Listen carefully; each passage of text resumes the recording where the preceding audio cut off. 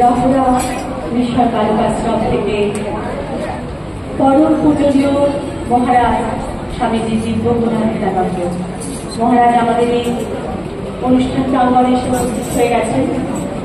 আমরা এতক্ষণ শ্রী তপন বণিক মহাশয় কণ্ঠে কিছু গান শুনে দিলাম। এখন আমরা মহারাজকে বরণ করে নেব, তারপর আমরা মহারাজের কণ্ঠে অনেক কথা শুনব। মহারাজকে বরণ করে নেবার পর আমাদের এখানে কয়েকজন অতিথি এসে উপস্থিত হয়ে গেছেন খানিক আগেই, তাদেরকেও আমরা বরণ করে নেব। মহারাজকে চন্দন করিয়ে দিচ্ছেন।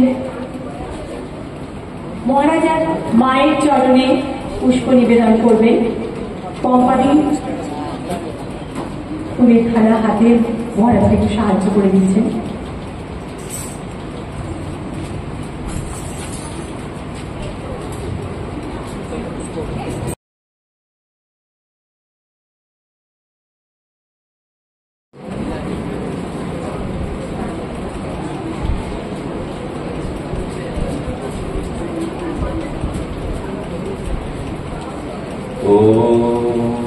यं ब्रह्मा वेदान्तवेदो वदन्ति प्रकृतिं प्रधानं पुरुषं तथान्यं विश्वोद्गते कारणम् ईश्वरं परं तस्मै नमो विघ्नविनाशनाय।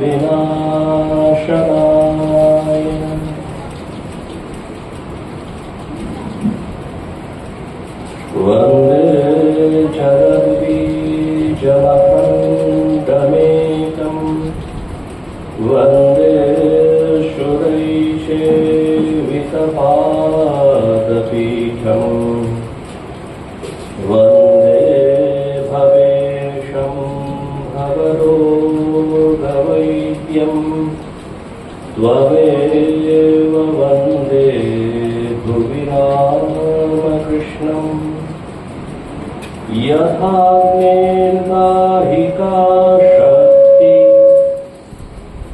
रामकृष्णे स्थिता ह्यः सर्वविद्यास्वरूपां त्वां शारदां प्रणमाम्यहम्। रामाय रामचन्द्राय रामभक्ताय वेधसे रघुनाथाय नाथाय सीताय पतये नमः।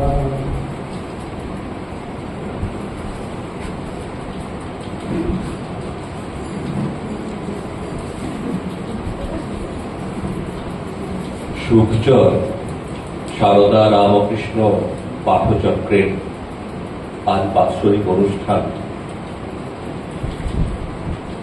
যারা আমাকে এখানে আমন্ত্রণ জানিয়েছেন শ্রদ্ধেয়া পম্পাদি,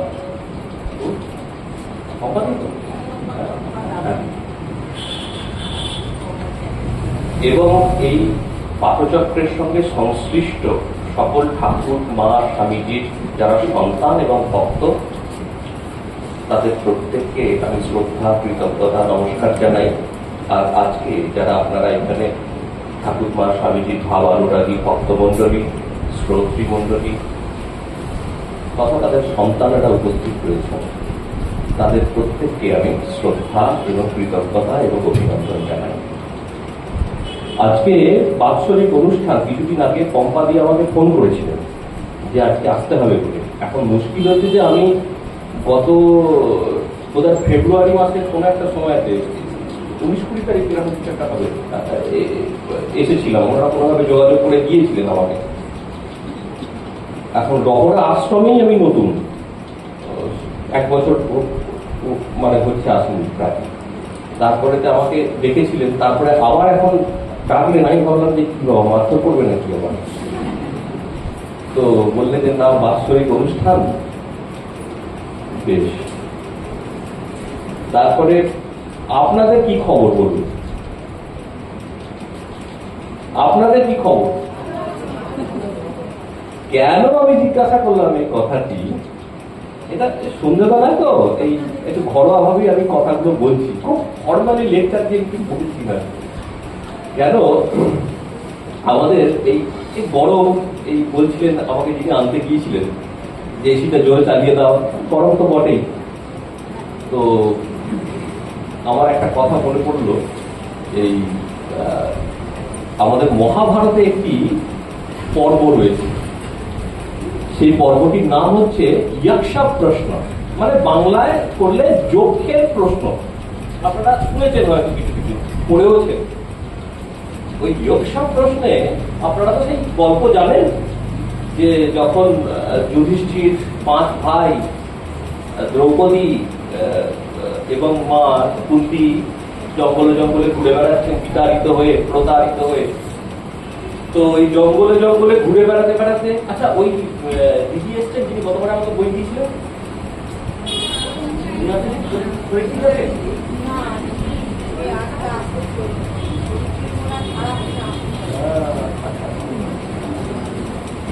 তো তো ওই জঙ্গলে জঙ্গলে ঘুরে বেড়াতে বেড়াতে তারা খুব তৃষ্ণার্ত হয়ে পড়েছেন। কি বোঝা পড়ে কিনা? তো ঘুরে বেড়াতে বেড়াতে তৃষ্ণার্ত, কোথায় জল পাওয়া যায়, জল পাওয়া যায়, জল আর হাঁটতে পারছেন না তারা, প্রচন্ড গ্রীষ্মে পিপাসার্ত হয়ে। তো শেষকালে তো সহদেব ছোট ভাই গেলেন জলের খোঁজে। জলের খোঁজে গিয়ে এক জায়গায় সরোবর দেখতেও পেলেন, টলটলে বেশ স্বচ্ছ জল ভর্তি। গিয়ে তো নিজের তৃষ্ণা মেটাবেন এবং বাকি সকলের জন্য নিয়ে আসবেন। ও মশাই, যেতে যেতে শুনলেন কে পেছন থেকে ডাকছে, এই দাঁড়াও, আগে জল খাওয়ার আগে আবার প্রশ্ন করবো আমি, তার উত্তর দিতে হবে আমাকে। অবদেব রাজার ছেলে চলে গেলেন, তো কে তোমার প্রশ্নের উত্তর দেবে এখন? আমি তৃষ্ণার তো গলা শুকিয়ে কাঠ হয়ে গেছে, আর প্রশ্নের উত্তর দিতে হবে। ও শুনলো না, গিয়ে জল খেতে গেল, মারা গেলেন। এরকম করে করে তো বাকি 3 ভাইও গেল। তো তখন নকুল, অর্জুন, ভীম তারাও গেল। 4 ভাই আসছে না, যাচ্ছে এক একজন করে, আর ফিরছে না। শেষকালে যুধিষ্ঠির নিজে বেরোলেন জলের খোঁজে। তো এরকম গিয়ে দেখলেন সরোবরের তীরে 4 ভাই মৃত অবস্থায় পড়ে রয়েছে এবং সামনে জল এরকম সরোবরে। তো ভাবছেন কি হলো। সেই সময়তে যক্ষ তাকে প্রশ্ন করলেন, বক রূপী যক্ষ, বকের পেট ধরে। যক্ষ হচ্ছে এক ধরনের আমাদের পৌরাণিক যুগের বলতে গেলে উল্লেখিত এক ধরনের জাতিই বলতে পারেন। তারা হচ্ছে, হ্যাঁ জাতীয় বলতে পারেন, অথবা এক ধরনের সিলেস্টিয়াল বিইং, মানে যাদেরকে বলা হয় ঠিক মানুষ নয়, ওনারা এক ধরনের উপদেবতা। ওই তারা কুবেরের অনুচর, এবং কুবের হচ্ছে সব ধন সম্পত্তির দেবতা। তো এই যক্ষেরা হচ্ছে সেসব ধন সম্পত্তির রক্ষক, রক্ষণাবেক্ষণ করেন। আপনারা রবীন্দ্রনাথের ওই গল্প পড়েছিলেন, সম্পত্তি সমর্পণ বলে কি গল্প ছিল, ওইখানে ওই মানুষকে কিভাবে যক্ষে পরিণত করা হতো তার বিবরণ রয়েছে। তো যাই হোক, সেটা পরের কথা। তো যক্ষ তখন যুধিষ্ঠিরকে বকের রূপ ধরে বললেন, এই এরা প্রশ্নের উত্তর না দিয়ে জল খেতে গিয়েছিল, ওই জন্য এদের এই পরিণতি হয়েছে। তুমি যদি আমার কথা না শোনো, তোমার ওই একই পরিণতি হবে। তো যুধিষ্ঠির বললেন, ঠিক আছে, তোমার কি প্রশ্ন বলো। তো এইরকম ভাবে তাদের মধ্যে কথোপকথন, ডায়ালগ শুরু হল। যক্ষ এক এক করে প্রশ্ন করছেন, যুধিষ্ঠির উত্তর দিচ্ছেন। অপূর্ব সেই প্রশ্ন এবং উত্তর, অত্যন্ত জ্ঞানগর্ভ। আপনারা পারলে পড়ে নিতে পারেন, বাংলায় অনুবাদ আছে, আর কোথাও যদি না পান ইন্টারনেটে খুঁজলেও পেয়ে যেতে পারেন। তো সেইখানে একটি প্রশ্ন রয়েছে, যুধিষ্ঠিরকে যক্ষ এরকম প্রশ্ন করছেন, বার্তাম কি, খবর কি, ওখানে প্রশ্ন যুধিষ্ঠির। তো যুধিষ্ঠির আপনারা যেমন বললেন খুব ভালো, যুধিষ্ঠিরও বলতে পারতেন, না আমাদের খুব দুঃখ, এই তো দেখো না জনসম্পত্তি, পরিবার পরিজন থেকে বিচ্ছিন্ন, তাড়িয়ে দিয়েছে আমাদেরকে, আমরা জঙ্গলে জঙ্গলে ঘুরে বেড়াচ্ছি। দুঃখের ঝুড়ি খুলে বসতেই পারতেন চাইতে, আর মানে আমাদের মতো সুযোগ পেলেই যেমন হয় একদম, কত কিছুই বলতে পারতেন। যুধিষ্ঠির কি উত্তর দিলেন, এই হচ্ছে ভগবানের ভক্তের গ্র্যান্ডনেস, তার হৃদয়ের যে গভীরতা, প্রসারতা, ভগবত ভক্তি তার থেকে যখন উৎসারিত হয় কোন কথা, সেখানে ভালো মন্দের ব্যাপার নয়। সেখানে কি উত্তর দিলেন? বলছেন, আমি বাংলা মানেটা পরে বলে দিচ্ছি, আগে সংস্কৃতটা বলি।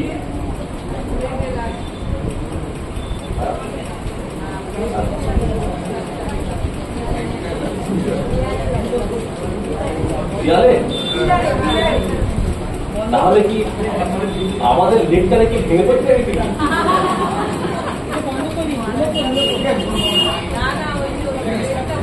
বেশ, ঠিক আছে, একবার সুযোগ পেলে মন অন্যদিকে ছোটে স্বাভাবিক হবে।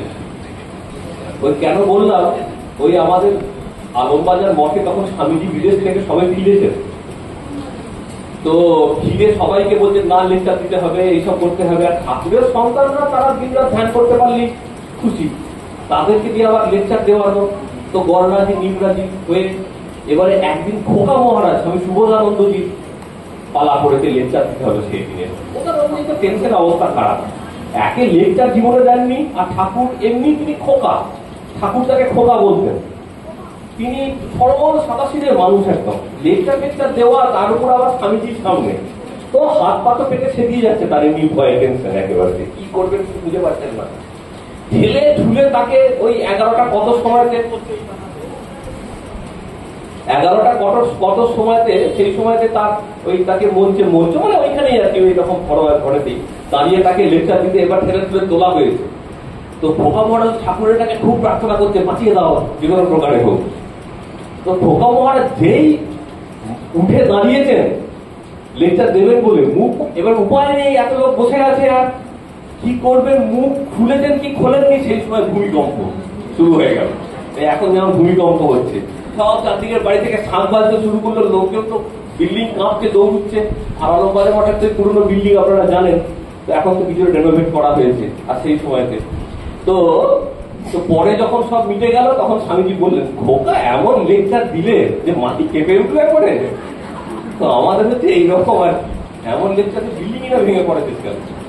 তো তারপরে যুধিষ্ঠির বলছেন, अस्मिन् महामोहमये कटाहे, আমি বাংলা বলে দিচ্ছি, सूर्याग्निना रात्रि विबेन्धनेना मासातुर्दर्भी परिघट्टनेना भूतानि कालः पचति इति वार्ता। প্রশ্ন করেছিলেন বার্তাম কি, খবর কি? যুধিষ্ঠির বলছেন, খবর হলো এই অস্মিন, এই বিশ্ব সংসার সৃষ্টিতে জগতে, মহামোহময় কটাহে, কটাহ মানে হচ্ছে কড়াই।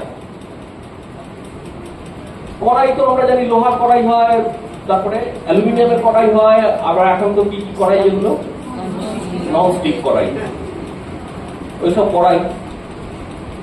যুধিষ্ঠির বলছেন এই কড়াইটা তৈরি হচ্ছে মহামোহ দিয়ে। মহামোহ, মহা মানে বিরাট, মান, যেটাকে কোনোভাবেই পার করা যায় না, ট্রান্সেন্ড করা যায় না। ওই কড়াই দিয়ে তৈরি, ওই মোহ দিয়ে তৈরি ভয়ঙ্কর মোহ। মোহ মানে হচ্ছে আকর্ষণ, অ্যাটাচমেন্ট, কিন্তু ওটা নেগেটিভ। মোহ মানে হচ্ছে নেগেটিভ।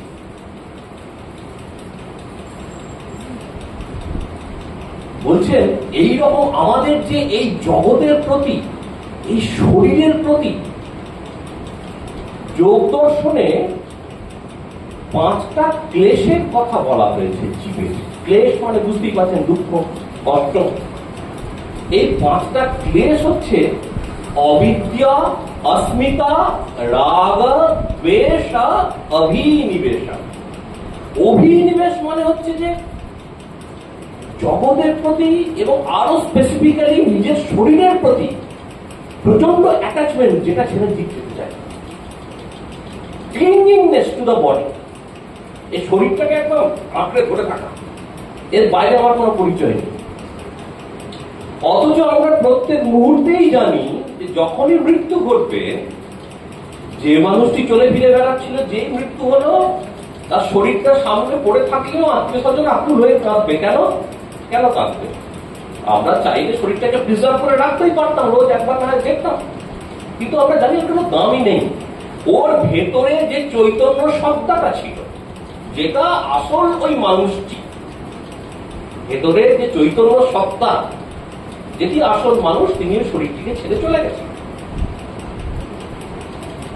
আমরা এই মোহের জন্যে আমরা অজ্ঞানতার কবলে পড়ে যাই, বুঝেও বুঝি না, জেনেও জানি না। মোহ।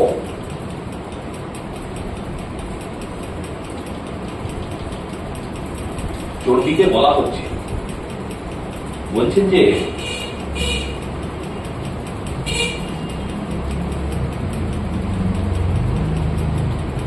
জ্ঞানীনাম অপি চেতাंसि माया भगवती ही सा बलात् आकृष्य मोहाय महामाया प्रयच्छति।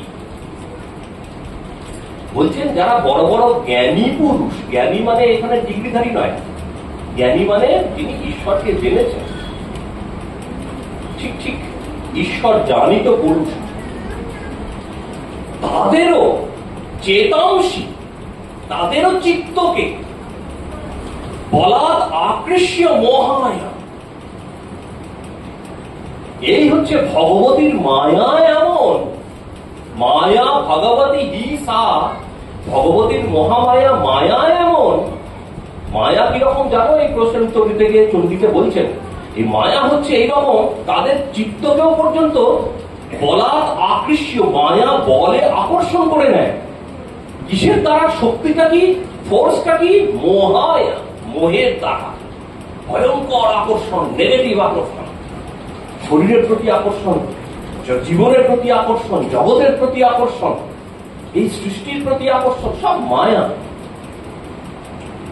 বলছেন যে এই যে মহামোহ দিয়ে তৈরি এই যে কড়াই, এই কড়াই দিয়ে রান্না চাপানো হয়েছে। যুধিষ্ঠির বলছেন মহামোহ মাহে কাটা হে, রান্না তো চাপছে, ঠাকুরের কথা। রান্না যখন যাবে আলু পটল তো লাফায়, আলু পটল, ঠাকুর বলছেন কথামৃতে যে আলু পটল লাফাচ্ছে, ভাবছে আমরা নিজেরা লাফাচ্ছি, কিন্তু ঠাকুর বলছেন যে জানে না তলায় আগুন রয়েছে। আচ্ছা, যে রান্নাতে চাপানো হয়েছে, তাহলে এখানে আগুনটা কি? যুধিষ্ঠির বললেন যে সূর্যাগ্নি না, সূর্যের আগুন। সূর্য মানে এই বিশ্ব সংসারের সমস্ত শক্তির উৎস। এই জগতে সূর্য না থাকলে সৃষ্টি নেই। এই সূর্য, সূর্য মানে হচ্ছে যে আমাদের এই বিশ্ব সংসারের যে স্থায়িত্ব রক্ষা হচ্ছে সূর্যের দ্বারা, সূর্যের ক্ষমতার দ্বারা। তো সুতরাং এই সৃষ্টির পেছনের আগুনটা সূর্য, এই ক্ষমতাতে সৃষ্টি চলছে। সূর্যাগ্নি না। আচ্ছা, আগুন তো জ্বালা হয়েছে, কাঠ কি? কি আগুনে? তখন তো কাঠ ছিল, গ্যাস ছিল না, তো কাঠ কি? কি কাঠে আগুনটা জ্বালা হয়েছে? বলছে রাত্রি দিবেন্ধানে না, রাত্রি আর দিবস, এই দুটো হচ্ছে কাঠ। সূর্যের যে গতি, সেটা রাত্রি আর দিন দুটো ভাগে তো ভাগ করি আমরা। তো এই যে সূর্যের রাত্রি এবং দিন নিয়ে সূর্যের যে গতি এইভাবে এগিয়ে চলে, তো রাত্রি এবং দিন নামক দুটি কাঠে এই সূর্যের আগুনটি জ্বালা হয়েছে এবং ওই মহামোহের কড়াইতে রান্না হচ্ছে। আচ্ছা, রান্না যে হচ্ছে, হাতাখুন্তি কোথায়? কড়াই তো বললেন। যুধিষ্ঠির বলছেন মাসা তুর্দর্বি। মাস মানে হচ্ছে বৈশাখ জ্যৈষ্ঠ আষাঢ় শ্রাবণ, অর্থাৎ সারা বছরের যে স্প্যান, এখানে সময়কে নির্দেশ করা হচ্ছে। এই সময়ের হাতা দিয়ে, মাসের হাতা দিয়ে, দর্বি মানে হাতা, হাতা দিয়ে কি করা হচ্ছে? পরিঘটটা নেয় না, পরি মানে খুব ভালো করে ঘাঁটা হচ্ছে। ওই যে উৎসব আছে, কি খাওয়া দুপুরে খাওয়া হচ্ছে নাকি? তাহলে খিচুড়ি টিচুড়ি হলে যেমন ভালো করে ঘাঁটা হয়, জানেন যেমন করে ঘাঁটতে হয় ভালো করে, ওই রকম করে ভালো করে ঘাঁটছে। কাদেরকে? এখানে রান্না কাদের দিয়ে হচ্ছে? আমরা জানি খিচুড়ি চাপালে আলু, তারপরে 5টা সবজি, সবকিছু রকম দিয়ে রান্না টান্না হয়। এখানে সবজি কি? কাদেরকে কেটে রান্না চাপানো হয়েছে? কাদেরকে? বলছে যে ভূতান, ভূত সমূহ, প্রাণী সমূহ, এই আপনি আমি সবাই। আমরা হচ্ছে ওই খিচুড়ি, কে চাল, কেউ ডাল, কেউ সবজি। আচ্ছা, কে রান্নাটা করছে? কালহা, মহাকাল এই রান্নাটা করছেন। ভূতানি কালহা পচতি, পাক করছে। পাক থেকে, পাক করা থেকে, পাক থেকে পচতি, পচতি। এই মহাকাল আমাদেরকে নিয়ে ভালো করে ঘেঁটে রান্না করছেন। ইতি বার্তা, এই হলো গিয়ে বার্তা, এই হলো খবর। যুধিষ্ঠিরকে জিজ্ঞাসা করেছে। এখন ব্যাপার হচ্ছে এইটা,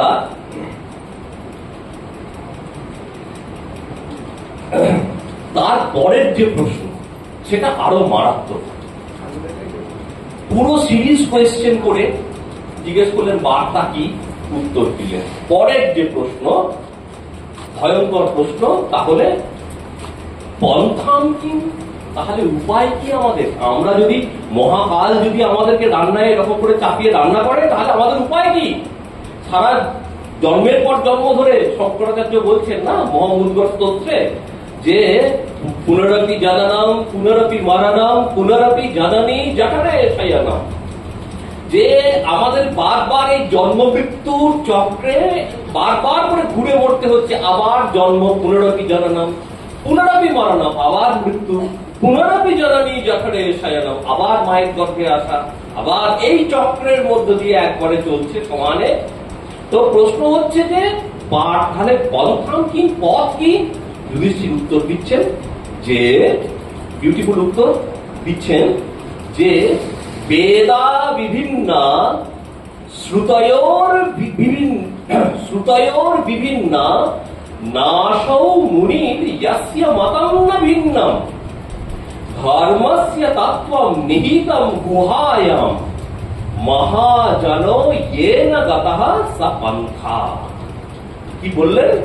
যে আচ্ছা, যদি আমরা শাস্ত্র থেকে উপায় জানতে চাই, এর থেকে বেরোনোর উপায় কি?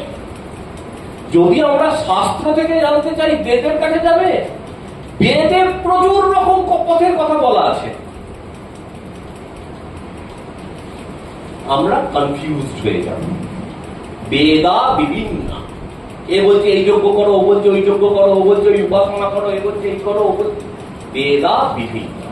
আচ্ছা, বেদের কাছে যদি না যাই, যদি পুরাণ টুরাণ পড়ি আমরা, বলছেন শ্রুতয়োর বিভিন্ন। বলছেন যে হ্যাঁ পুরাণ টুরাণ পড়বে, এ বলছে শিবকে উপাসনা করো, শিব পুরাণ, ও বলছে বিষ্ণু পুরাণ, ও বলছে যে গরুড় পুরাণ, ও বলছে যে এই পুরাণ, ও বলছে দেবী ভাগবত, দেবী পুরাণ, হাজার কালিকা পুরাণ। কোনটা, কোন পথ ফলো করবে? বলছেন যে আচ্ছা ঠিক আছে, শাস্ত্র ছাড়ো, যদি আমরা কোনো মুনি ঋষি মানুষের কাছে, সাধকের কাছে জিজ্ঞাসা করি পথ কি? বলছেন নাসৌ মুনির ইয়াস্য মতং ন ভিন্নম। এই পৃথিবীতে এমন কোন মুনি নেই যার মত একে অপরের থেকে ভিন্ন নয়। গাদা গাদা লোক ইউটিউবে এখন গাদা গাদা ভিডিও, আর লোকেরা মূর্খের মতন সব এগুলো পাঠায়। এক গাদা কপালে এরকম তিলক মেঘে বৃন্দাবনে বসে আছে, বড় দাড়ি নিয়ে, হলুদ কাপড় গায়ে জড়িয়ে দিয়ে বলছে যে মাছ মাংস খাওয়া ছাড়তে হবে, ও বলছে যে এই করতে হবে, ও বলছে কাল ভৈরবকে ভজনা করতে হবে, অমুক নন্দী সে বেরিয়েছে নতুন থিওরি নিয়ে, মানে হাজার হাজার হাজার হাজার একেবারে সব নিজের নিজের একটা দোকান খুলে বসে গেছে। ইউটিউব ব্যাস, খুব সহজে ভক্তও আসছে, ইনকামও হচ্ছে, সবকিছুই হচ্ছে। নাম যার অন্ততপক্ষে যদি কারোর ইনকাম না দরকার থাকে, নাম যশ কি যে মহামায়ের মোহে পড়ে আছে সেটা তো জানে না, সব বড় বড় লেকচার দিয়ে যাচ্ছে, ইনক্লুডিং মি। তো এখন বলছেন নাসৌ মুনির ইয়াস্য মতং ন ভিন্নম, এমন কোন মুনি নেই যার মত না ভিন্ন। এ বলছে মাছ মাংস খাওয়া থাকতে হবে, ও বলছে না মাছ মাংস দিয়েই কাল ভৈরবকে ভোগ দিতে হবে, কালীকে ভোগ দিতে হবে, পাটা কাটা হবে কি হবে না, এ বলছে না পাটা কাটা যাবে না, ও বলছে না পাটা কাটতে হবে, ও বলছে না রামনবমী পালন করতে হবে, এ বলছে ঘুম ভেঙে চান করলে কোনো উপায় নেই। মানুষ তো কলিযুগের মানুষ। বললেন তাহলে উপায় কি? শেষ সেন্টেন্স, মহাজনা येन गतः स पन्था। মহাজনরা যে পথে গেছেন সেই হচ্ছে পথ। এখন প্রশ্ন হচ্ছে মহাজন, তার আগে সেন্টেন্সটা আছে, ধর্মস্য তত্ত্বম নিহিতম গুহায়াম। ধর্মের তত্ত্ব কিন্তু অত্যন্ত গভীর। সেই জন্য মহাজনরা যে পথে গেছে ওই পথই অনুসরণ করা শ্রেয়। এখন এই যে ধর্মের তত্ত্ব অত্যন্ত গভীর, এটা নিয়ে কোনো সন্দেহ নেই। উপনিষদেও ওই একই কথা বলা হয়েছে, মহাভারতে যুধিষ্ঠিরের মুখেও আমরা একই কথা শুনি। এখন ব্যাপার হচ্ছে এইটা, গীতায় আবার ভগবান বলছেন অর্জুনকে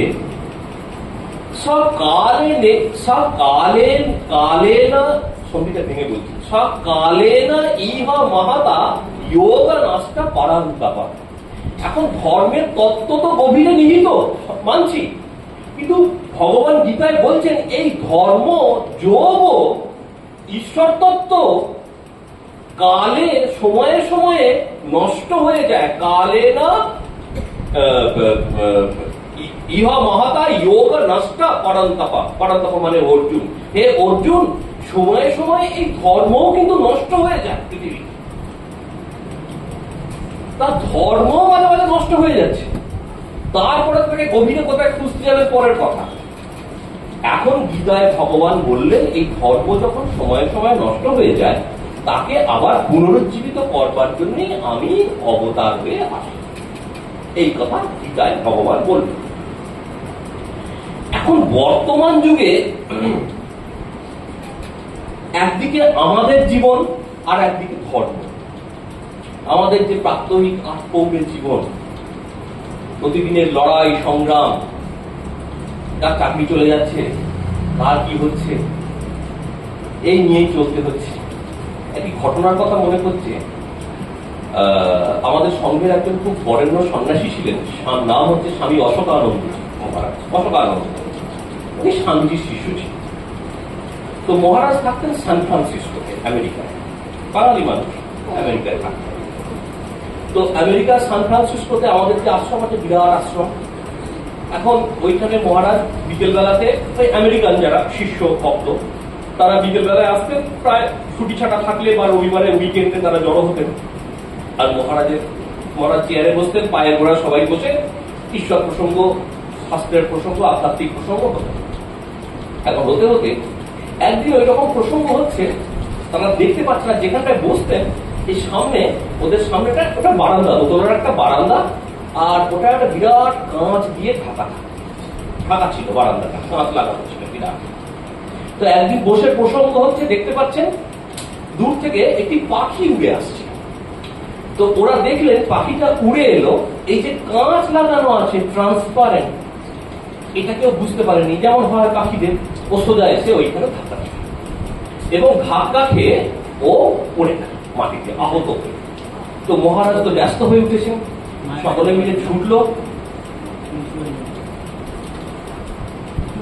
তো সকলে মিলে ছুটলো এবং ছুটে ওরা গিয়ে জল সেবা শুশ্রূষা ইত্যাদি করে তারপরে পাখিটা ওরার মতো ক্ষমতা পেয়ে উড়ে চলে গেল। যখন ওনারা আবার মহারাজের কাছে এসে বসলেন, মহারাজ তাদেরকে বলছেন, you see, this is called unprecedented hindrance. এটাকে বলা হয় আমরা যেটা আগে থেকে ভাবতে পারিনি, আমরা যেটাকে অ্যান্টিসিপেট করতে পারিনি আগে থেকে, সেই রকম একটি বাধা আমাদের জীবনেও এইরকম হয়। আমরা তো জীবনের গাড়ি ছুটিয়ে দিয়েছি, ভাবতে পারি না কখন যে জীবনের সামনে বাধা এসে পড়বে। এখন যদি প্রশ্ন করেন কেন বাধা আসবে, এই প্রশ্ন করাটাই অবাধ। কেননা এই জগৎটাই তাই, এই জগৎটা মহামায়ার, এই জগতের নিয়মটাই তাই। আপনি যদি বলেন, আজকে প্রশ্ন করেন আমার জীবনে দুঃখ কষ্ট কেন আসবে, আমি ঠাকুরের ভক্ত, আজকে রামনবমী, আপনাদের রামনাম সংকীর্তন কখনো হয় আপনাদের সঙ্গে? ওইখানে দেখবেন একটি শ্লোক আছে রামনাম সংকীর্তন, তুলসীদাসজি রচিত অসাধারণ রামনাম সংকীর্তন। অর্থগুলি যদি বুঝে বুঝে বের করেন তাহলে দেখবেন অসাধারণ। রাম যখন নিজে অবতার হয়ে এলেন, ভগবান রাম রূপে এলেন, তার জীবনটা একবার কল্পনা করে দেখুন তো, নিজেকে তার জায়গায় একবার বসিয়ে দেখুন তো। তার জীবনের সমস্যা আর আপনার জীবনের সমস্যা মনে হবে সাগরের তুলনায় গোষ্পদ। আমার জীবনের সমস্যা, রাজার ছেলে, একটু বয়স হয়েছে কি হয়নি, বিশ্বামিত্র তাকে ধার করে নিয়ে যাচ্ছে বাবার কাছ থেকে, কোথায়?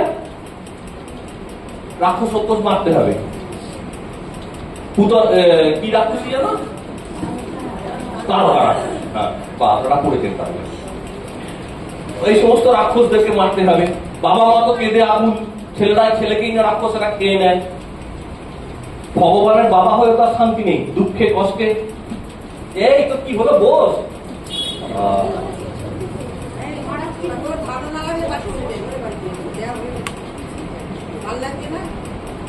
তো এই রাক্ষস ভগবানের বাবা মা হয়েও কোনো শান্তি নেই, সর্বদা টেনশন, রাক্ষসরা ছেলেকে খেয়ে দেয়।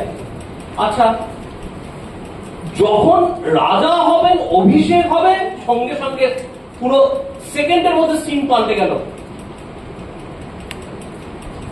টুকরো ছেঁড়া কাপড় পরে যাও, রাজ্য থেকে বাইরে চলে যাও।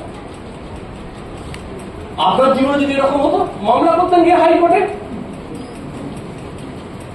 25 বছর ধরে মামলা চলতো।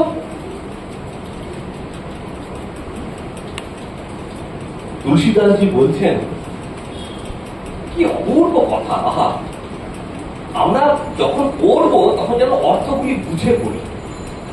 বলছেন, প্রসন্নতাম ইয়া না গাতা। আপনারা যদি রাম নাম সংকীর্তন করে থাকেন তাহলে এটা রিলেট করতে পারবেন, বুঝতে পারবেন। প্রসন্নতাম ইয়া না গতাভিষেকতঃ তথা না মম্লৌ বনবাস দুঃখতঃ মুখাম ভুজশ্রী রঘুনন্দনস্য মে সদাস্তু সা মঞ্জুলা মঙ্গলপ্রদা। বলছেন, সেই শ্রীরামচন্দ্রের মুখ কমল, যে মুখ কমল প্রসন্নতাম ইয়া না গত অভিষেকতঃ, অভিষেকের খবর শুনে অভিষেকের আসনে বসে মুখ গর্বে অহংকারে যে মুখ ফুলে ওঠেনি, প্রসন্ন হয়ে ওঠেনি, আমি রাজা হচ্ছি। অযোধ্যা নগরী, অযোধ্যা নামটাই হচ্ছে এরকম।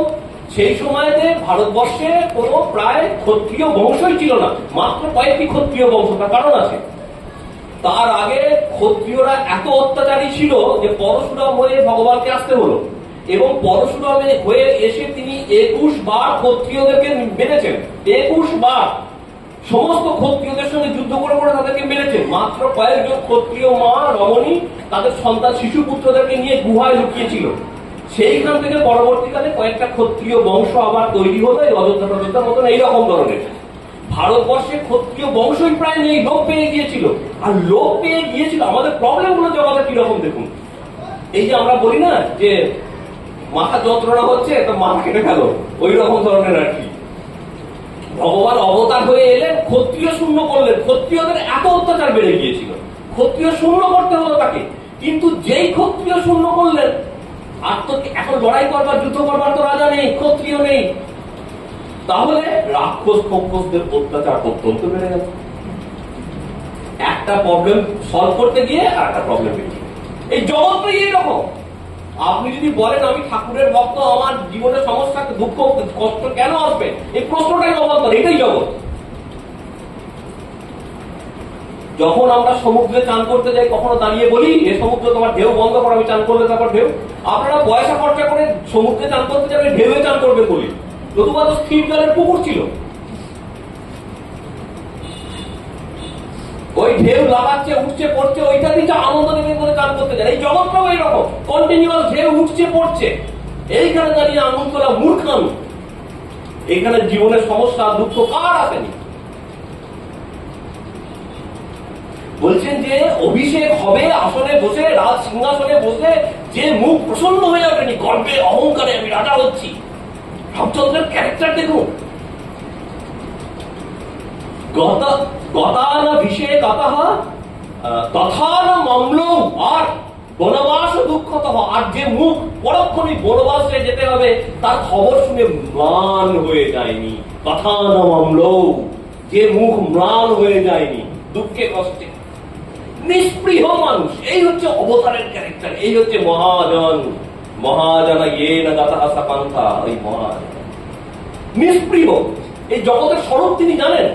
এখানে এইসব দুঃখ কষ্ট, don't be attached with them.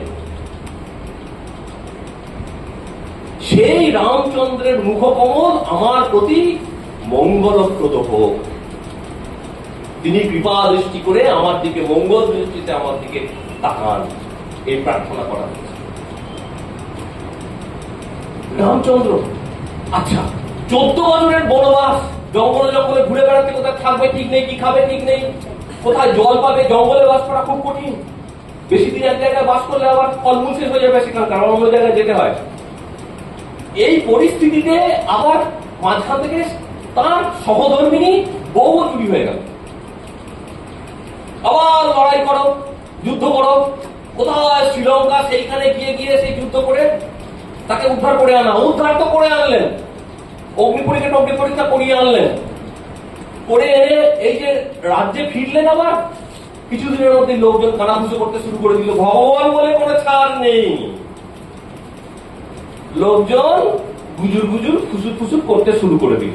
দেখো কোথায় কোথায় কোন রাক্ষস চুরি করে নিয়ে গিয়েছিল, স্ত্রীকে হারাতে হলো, সন্তান থেকে বিচ্ছিন্ন, সন্তান জানেই না সন্তান ভূমিষ্ঠ হয়েছে। মা সীতা তখন পূর্ণ গর্ভা ছিলেন যখন তাদেরকে জঙ্গলে ওই মহর্ষি বাল্মীকির আশ্রমে দিয়ে আসা হয়। সন্তান থেকে বিচ্ছিন্ন, ভগবানের যখন অবতার তাহার জীবনে দুঃখ কষ্ট কম। শ্রীকৃষ্ণ দেখুন, ওর বাবা মা যদি আঙুল তুলে প্রশ্ন করতো, আমি তো ভগবানের, আমরা ভগবানের বাবা মা। চোখ কারাগারে বন্দী, চোখের সামনে 7-7টা ছেলেকে আছড়ে মরতে দেখছে। পারবেন আপনারা? কোন সাধারণ মানুষ পারবে? যা বা ভগবান তাদের গর্ভে এলেন বিচ্ছিন্ন, অন্য লোকের বাড়িতে মানুষ হচ্ছে, কবে তার 18 বছর বয়স হচ্ছে, এসে তাদের কারাগার থেকে মুক্তি দিচ্ছে। 30 বছর ধরে তারা কারাগারে বন্দী। কই, তারা তো কোনোদিন এই প্রশ্ন করেনি আমরা ভগবানের বাবা মা, আমাদের জীবনে এত দুঃখ কষ্ট কেন? বুদ্ধদেবের ভাই দেবদত্ত 3 বার খুন করতে গেল বুদ্ধদেবকে, প্রাণ কপাল ধরে কেটে গেল। শেষকালে তো খাদ্যের বিষক্রিয়া হয়ে মারা গেল। প্রত্যেকটি মানুষের জীবনে ঠাকুর বলতেন, আজকে রাম নবমী, ঠাকুর বলতেন যে আমার প্রথম ঈশ্বরীয় রূপ দর্শন মা সীতা। ওই হনুমান কুঁক করে এসে পড়লো মা সীতার পায়ে ওই করলেন দক্ষিণেশ্বরে। ঠাকুর প্রথম কোন ঈশ্বরীয় রূপ দর্শন করেছিলেন, মা সীতাকে দর্শন করেছেন। ঠাকুর বলছেন যে জনম দুঃখিনী সীতাকে আমি প্রথম দর্শন করেছিলাম, তাই বুঝি আমার জীবন ভর এরকম কষ্ট, এত দুঃখ, এত দুঃখ, এত কষ্ট। মানুষটার জীবন আপনারা একবার পড়ে দেখবেন, ঠাকুরের জীবন। আমরা চাইছি আমাদের কথা অনুযায়ী এই জগৎ চলবে, এই সংসার চলবে, আমার পরিবার পরিজন চলবে, আত্মীয় স্বজন সব আমার কথা অনুযায়ী চলবে। আমি এই যে আমার কথা অনুযায়ী চলবে, এই যে রুলার, শাসকের ভাব, এটা হচ্ছে ঈশ্বরের ভাব। ঈশ্বর শব্দটাই মানে হচ্ছে শাস ধাতু থেকে আসে। শাস মানে শাসন করা, শাস ধাতু, যিনি শাসন করেন তিনি ঈশ্বর।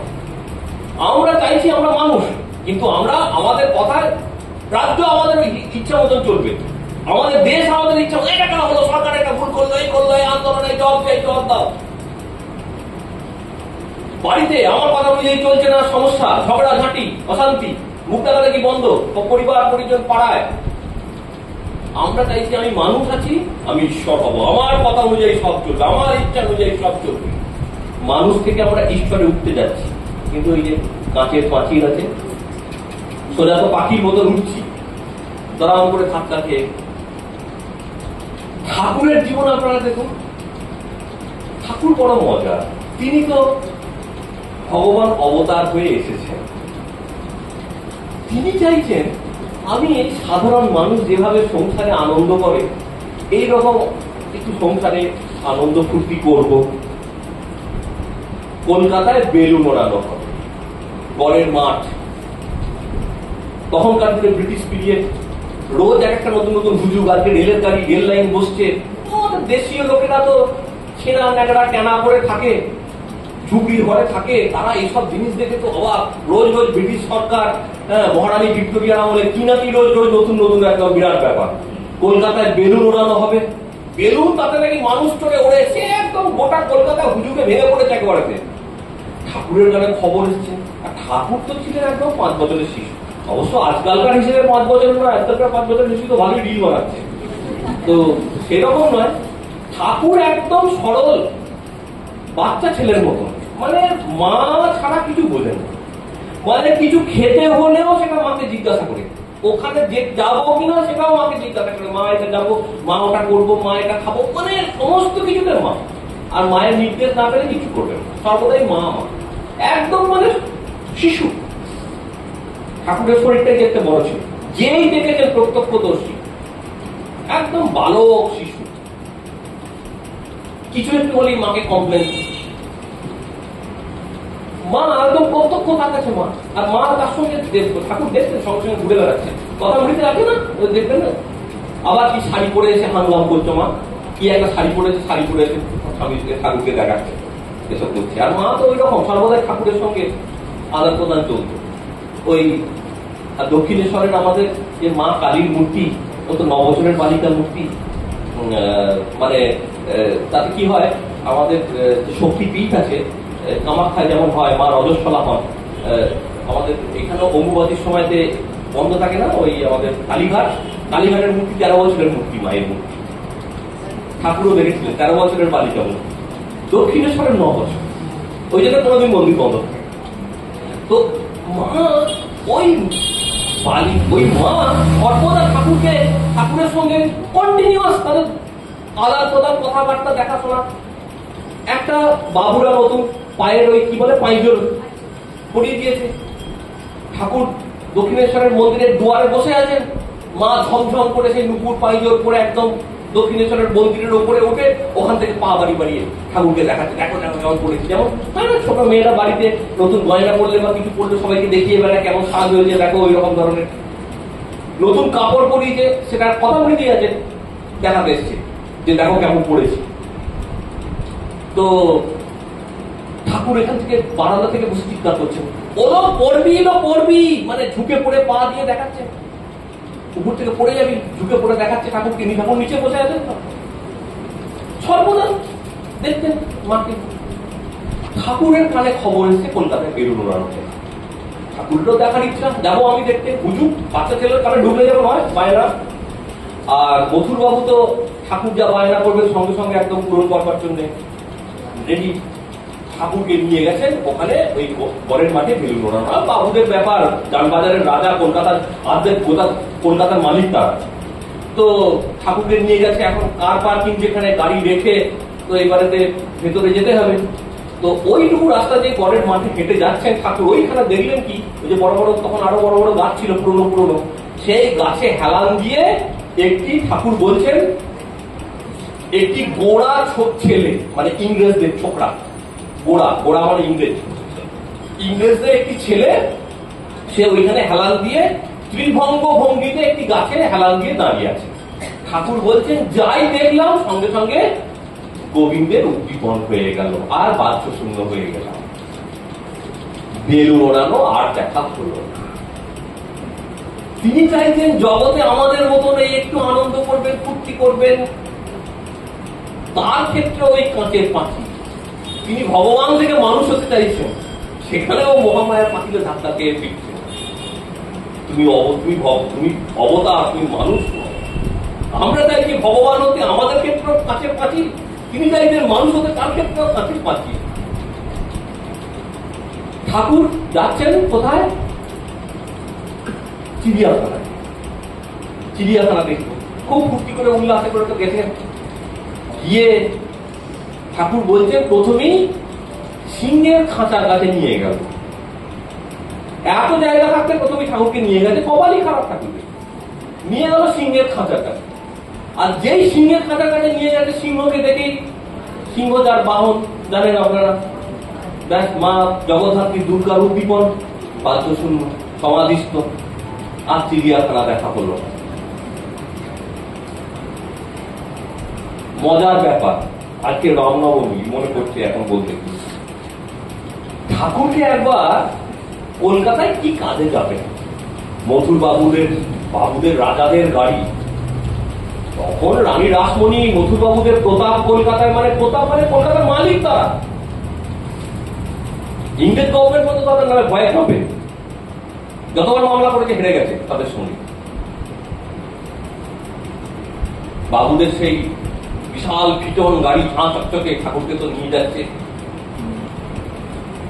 গাড়ি কলকাতা চিতপুর রোডে গিয়ে, তখন চিতপুর বড় রাস্তা, দক্ষিণেশ্বর থেকে বেরিয়ে চিতপুরের বড় রাস্তা, মানে এখন তো চিতপুর মানে বিজি রোডটাই বোঝে না, ও চিতপুরের রাস্তাটা ওটা আলাদা। হ্যাঁ, তো চিতপুরের বড় রাস্তায় গিয়ে গাড়ি পড়েছে। ও মশাই, গাড়ি চিতপুরের বড় রাস্তায় যে গিয়ে পড়েছে ওই রকম হাই ফাই ক্লাসের গাড়ি, মানে এখনকার দিনের সেই মার্সিডিজ বলুন বা যাই বলুন ওই রকম স্টাইলের গাড়ি, তখনকার হিসেবে গাড়ি ছত্রখান হয়ে ভেঙে পড়ে গেল। চাকা একদিকে, ঘোড়া একদিকে, একদিকে, সিট একদিকে, গদি একদিকে, ছত্রখান হয়ে।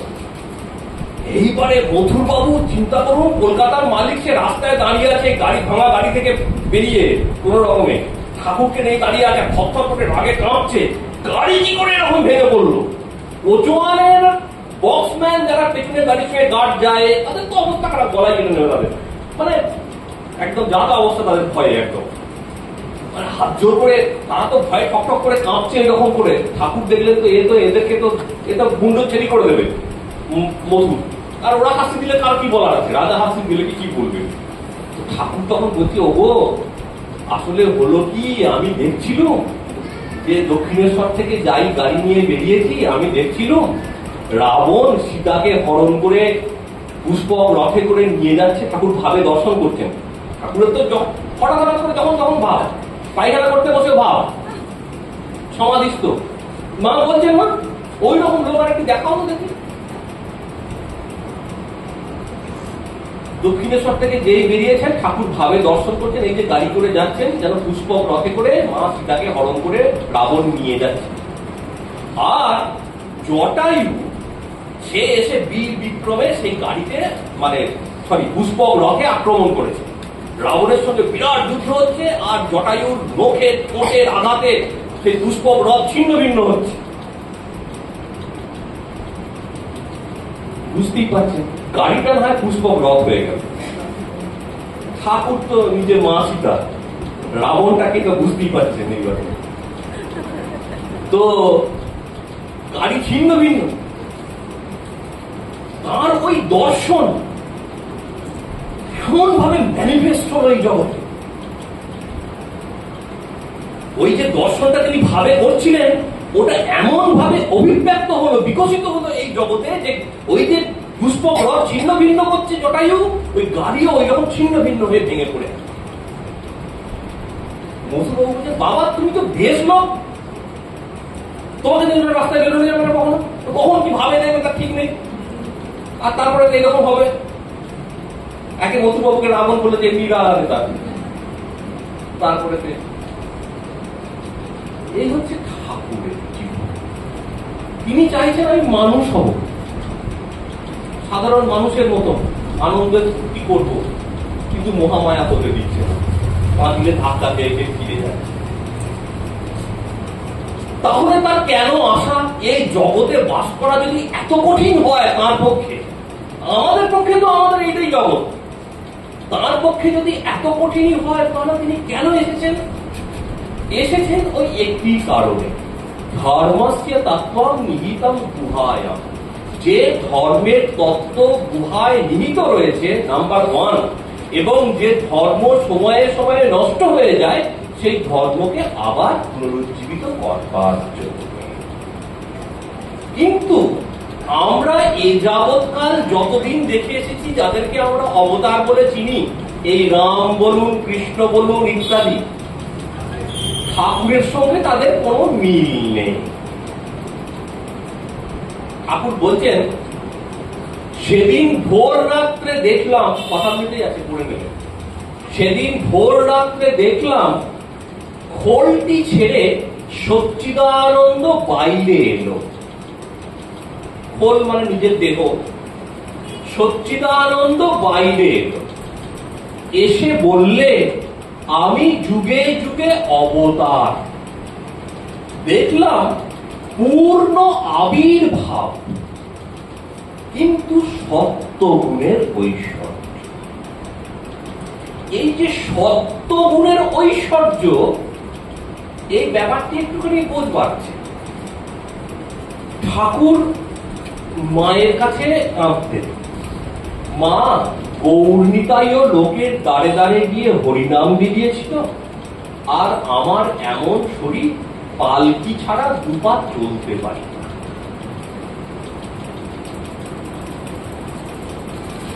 অখণ্ডানন্দজি প্রভৃতি ঠাকুরের সন্তানরা স্মৃতিচারণ করে বলছেন যে ঠাকুরের পা এত নরম ছিল, জুতোর ভেতরে তুলো দিয়ে দিয়ে দিয়ে দিয়ে ওরা মোটা প্যাড করে দিতেন, তারপরেও পা কেটে রক্তারক্তি হয়েছে। কালী ঘরের ভোগের লুচি, মায়ের যে প্রত্যেক দিনের যে ভোগের লুচি হতো, এখন জানেন ভোগ নিবেদন করে আরতি হতে হতে আধ ঘন্টা 20 মিনিট আধ ঘন্টা চলেই যায়, তারপরে লুচিটা একটু শক্ত হয়ে যাচ্ছে, আর একটু আগে রান্না হয়েছে। সেই লুচি যখন ঠাকুরের কাছে আসছে প্রসাদ, ঠাকুর সেই লুচি ছিঁড়তে গেলে হাত কেটে, এটি প্রত্যক্ষদর্শীদের বিবরণ। সত্যগুণের ঐশ্বর্য, পূর্ণ আবির্ভাব, তবে সত্যগুণের ঐশ্বর্য। রামচন্দ্র রাজার বেটা, ছোটবেলা থেকে ধনুর্বাণ শিক্ষা করছে, ঘোড়ায় চড়ছে, কুস্তি, লাভ, জাঁপ, তরবারি চালানো, রাক্ষস ফক্ষসদের সঙ্গে যুদ্ধ করছে, মারছে, রক্ত আরক্তি কাণ্ড করছে, একদম কোথায় শ্রীলঙ্কা সেখানে সেতু বেঁধে চলে যাচ্ছে। ভীষণ রজগুণ দরকার, রজগুণ ছাড়া হবে না। শ্রীকৃষ্ণ সারা জীবনটা যুদ্ধ করেছে, একটা সময় তার ফাঁকা যায়নি যুদ্ধ ছাড়া। ছোটবেলা জবে থেকে জন্মেছে 3 দিন বাদ থেকে যুদ্ধ করতে শুরু করতে হয়েছে। সারা জীবন ধরে লড়াই করে করে রজগুণের দরকার প্রচুর। রাজ্য শাসন করা, রাজদণ্ড ভোগ করা, রাজদণ্ড প্রয়োগ করা।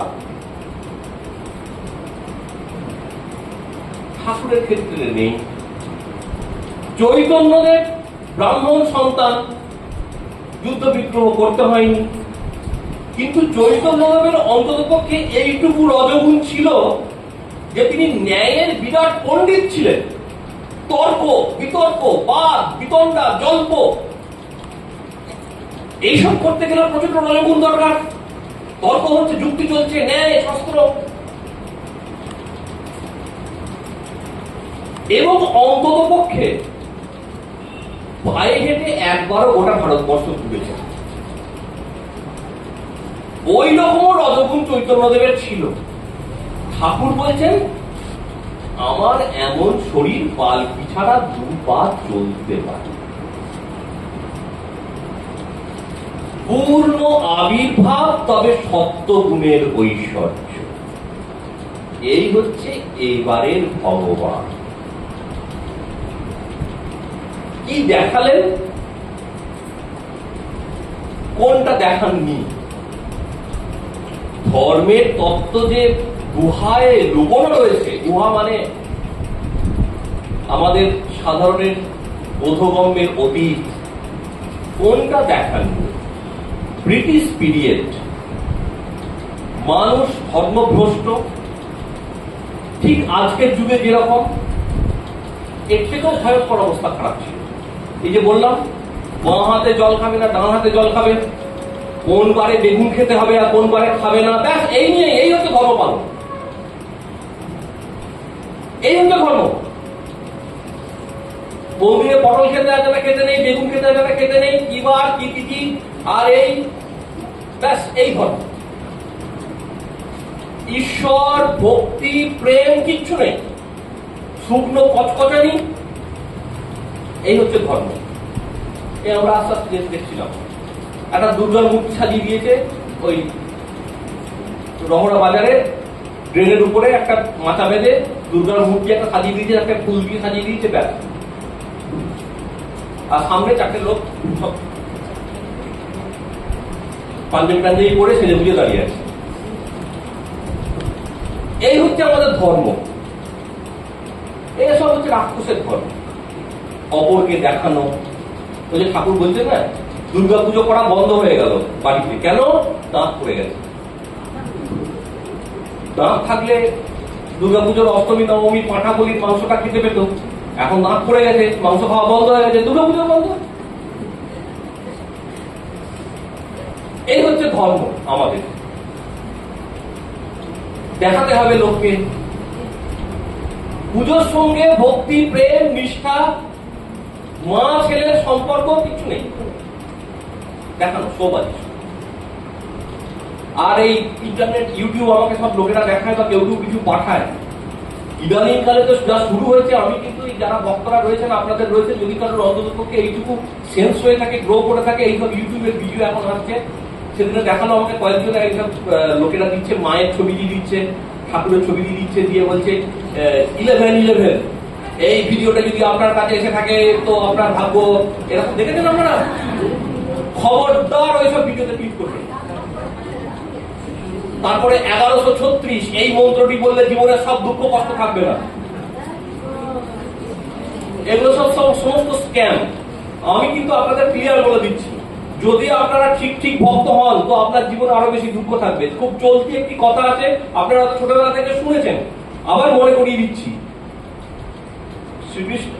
শ্রীকৃষ্ণের কথা না, বৈষ্ণবদের কথা, যে যে করে আমার আশ তাতেও যে করে আমার আশ।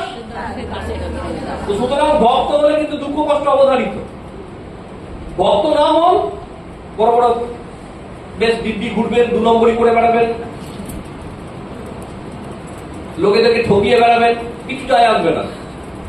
রবীন্দ্রনাথের কথা আছে গানের না, দয়া দিয়ে হবে গোবর জীবন ধুতে, ওখানে লাইন আছে, এতদিন তো ছিল না গো, এতদিন তো ছিল না মোর কোনো ব্যথা, সর্ব অঙ্গে মাখা ছিল মলিনতা। যখন পর্যন্ত চৈতন্য জাগেনি, অ্যাওয়ারনেস জাগেনি, তত তো 2 নম্বরই করে বেড়ানো, যা কিছু মানে উল্টো পাল্টা কাজকর্ম করে বেড়ানো, ওগুলো সব ঠিক ছিল। যখন চৈতন্য জাগে, এই যে সর্ব অঙ্গে মাখা ছিল মলিনতা, তখন এতদিন তো ছিল না মোর কোনো ব্যথা। যখন মলিনতায় ডুবে যাবে তখন ওটাকে, যদি কেন কষ্ট হয়, কষ্ট চিরকালই ছিল। মজাটা হচ্ছে, ট্রিকটা হচ্ছে এইটা, কষ্ট জীবের এই জগতে বাস করলে অবধারিত, সে যেই হোক। ভগবান ঠাকুরের কথা যে এই মহামায়ার রাজত্বে জজ সাহেবকেও যখন সাক্ষী দিতে হয়, তখন ওই কাঠগড়ায় উইটনেস বক্সে দাঁড়িয়ে, ও যদি বলে আমি ওই উঁচু চেয়ার থেকে, টেবিল থেকে ওই সাক্ষী দেবো, হবে না, ওই কাঠগড়াতেই দাঁড়িয়ে সাক্ষী দিতে হবে। তো ভগবানও যদি অবতার হয়ে মানুষ হয়ে আসে, তাকে এই জগতে দুঃখ কষ্ট ভোগ করতে হবে। বউ চুরি যাবে,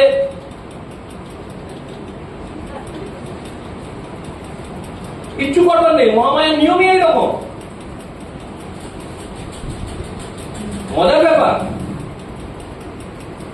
জগতের দুঃখ কষ্ট চিরকাল ছিল, কিন্তু দুঃখ কষ্টটা এখন আপনার চৈতন্য জেগেছে বলে বোধ করতে পারছেন, ভালো খারাপের বোধটা জেগেছে, ওই জন্য দুঃখ কষ্টটা অনুভব করতে পারছেন। আগে দুঃখ কষ্টের পার্থক্যটাই করতে পারতেন না, ভাবতেন এটাই জীবন কোথায়, ও আমার পথে বাধা হচ্ছে, এই প্রপার্টিটা আমি নিতে চাই, দাও, খুন করে দাও। ন্যাচারাল। যতদিন চৈতন্য জাগেনি, চেতনা জাগেনি, ভালো মন্দের বোধ আসেনি, বিবেক জাগ্রত হয়নি, সব ন্যাচারাল।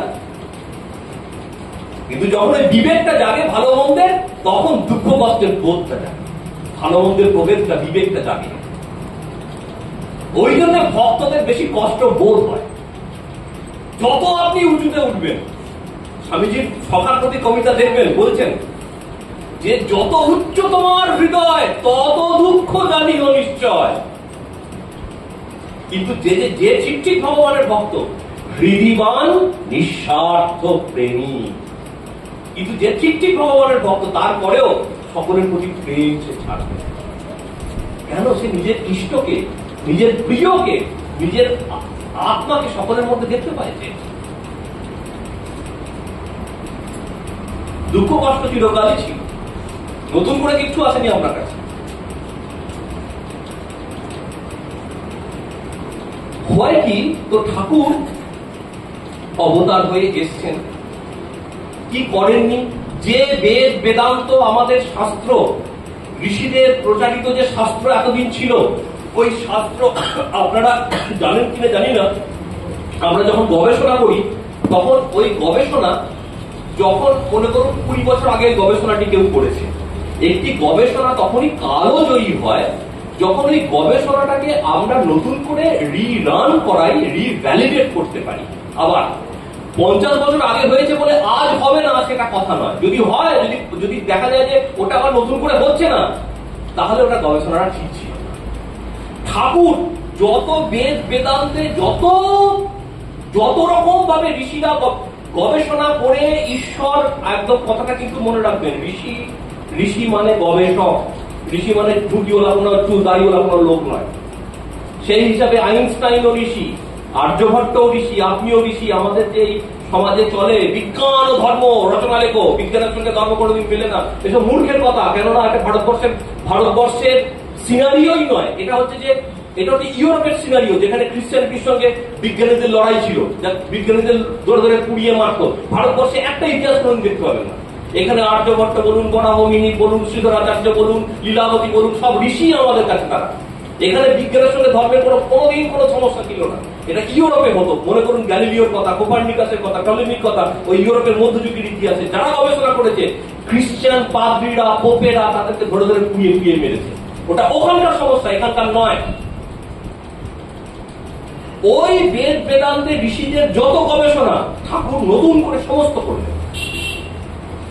তন্ত্রশাস্ত্র যত রকম ভাবে মানুষ কল্পনা করতে পেরেছে, গবেষণা করে ঈশ্বরকে লাভ করবার পথ আবিষ্কার করেছে। আজকে এত হাজার বছর ধরে, সে 5000 বলুন, 2000 বলুন, 10,000 বলুন, যত বলুন, এই ভারতবর্ষের মাটিতে যত রকম ভাবে ঈশ্বর লাভের পথ আবিষ্কৃত হয়েছে, ঠাকুর শ্রীরামকৃষ্ণ তার 14 বছরের সাধনার জীবনে, 14 বছরে 5000 বছরের ইতিহাসটাকে 14 বছরে আবার নতুন করে গবেষণা করেছে, ওগুলো সব সত্য প্রমাণ করেছেন। Impossible task, impossible task.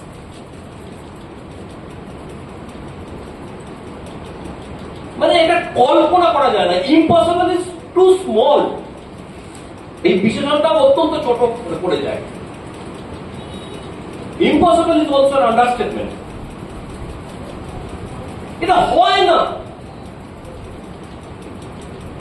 2000 বছর ধরে এক একটা পথে সাধন করে সিদ্ধ হতে গেলে, মানে আপনারা সামান্য দেখবেন আমাদের এই তন্ত্রশাস্ত্রের একজন বিখ্যাত, তন্ত্রশাস্ত্রের কথা যখন উঠল, তন্ত্রশাস্ত্রের একজন বিখ্যাত আমাদের ভারতবর্ষের ইতিহাসে একজন বিখ্যাত গুরু ছিলেন সর্বানন্দ ঠাকুর। সর্বানন্দ বলেন, তিনি বাংলাদেশের ওই মেহার বা চট্টগ্রামের ওইদিকে কোথাও একটা জায়গা আছে, মেহার তেহার।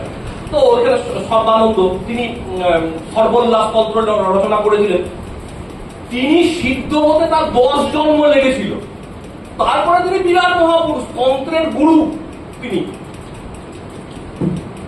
আর ঠাকুর 3 দিনে এক একটা তুড়ি মেরে মেরে সাধনার সিদ্ধি লাভ করছেন। চারটিখানি কথা। কেন? দেখানোর জন্য আমাদেরকে এই পথগুলো সব সত্যি। কেন? আমাদের ওই পথে বিশ্বাস ছিল না। বিশ্বাস ছিল না বলেই তো ব্রাহ্ম সমাজে উৎপত্তি করেছিল। ওরা বিশ্বাসই করতো না আমাদের বেদ বেদান্ত পুরাণ তন্ত্রে। সেই সময় তার কলকাতার ইন্টেলিজেন্সিয়া যে এইগুলোতে কোনো সত্যি আছে, এগুলো বাল গল্প। ওই জন্যে আমাদেরকে নতুন ধর্ম তৈরি করতে হবে। এত সব মাথা ওরা লোক খ্রিস্টান ধর্মের সঙ্গে মিলিয়ে ভারতবর্ষের ধর্ম একটা খিচুড়ি ধর্ম তৈরি করলো, ব্রাহ্ম ধর্ম।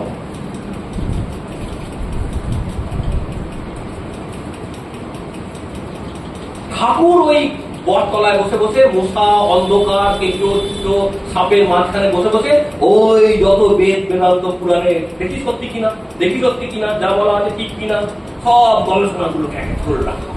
এই পথ দিয়ে যাওয়া যাচ্ছে, এই পথ দিয়ে যাওয়া যাচ্ছে, এই পথ দিয়ে পৌঁছানো যাচ্ছে, এই পথ দিয়ে পৌঁছানো যাচ্ছে। সমস্ত গবেষণাগুলোকে রিভ্যালিডেট করলেন বসে বসে। তাই আজকে এই জগতে যতটুকু ধর্ম দেখতে পাচ্ছেন, বিকজ অফ হিম। ঠাকুর যদি না আসতেন কিচ্ছু থাকতো না, কিচ্ছু থাকতো না, কোন ধর্মই থাকতো না। আর ভারতবর্ষ থেকে ধর্মের লোপাট হয়ে গেলে গোটা পৃথিবী থেকে লোপাট হয়ে যেত। কেননা এইখান থেকেই সব বাইরে বারবার করে গেছে। আজকে খ্রিস্টান ধর্ম ভারতবর্ষ থেকে যে বৌদ্ধ গোষ্ঠী, বৌদ্ধ প্রাচ্য ছিল, তাদেরকে বলা হতো এসএনিস বুদ্ধিস্ট গ্রুপ বলা হতো। ওই এসএনিস বুদ্ধিস্ট গ্রুপ থেকে খ্রিস্ট ধর্ম তৈরি হয়েছে। খ্রিস্ট ধর্মের এমন একটা আচার নেই যে হিন্দু ধর্ম থেকে তৈরি হয়েছে। ধরে ধরে দেখিয়ে দিতে পারে, ধরে ধরে দেখিয়ে দিতে পারে। কেমন মূর্খের কথা দেখুন, যীশু খ্রিস্টের মূর্তির সামনে রেখে পুজো করে, আর আমাদের ভারতীয়দের বলে তোমরা মূর্তি পুজো করো। তোমরা কি করো? যীশু খ্রিস্টের মূর্তি থাকে না তোমাদের সামনে? প্রত্যেক জাতি যীশু খ্রিস্টের মূর্তি আছে তো, আর আমরা সেগুলো বিশ্বাস করি। হ্যাঁ, আমরা মূর্তি পুজো করে বিশ্বাস করি। আমরা এত বড় মূর্খ আমরা।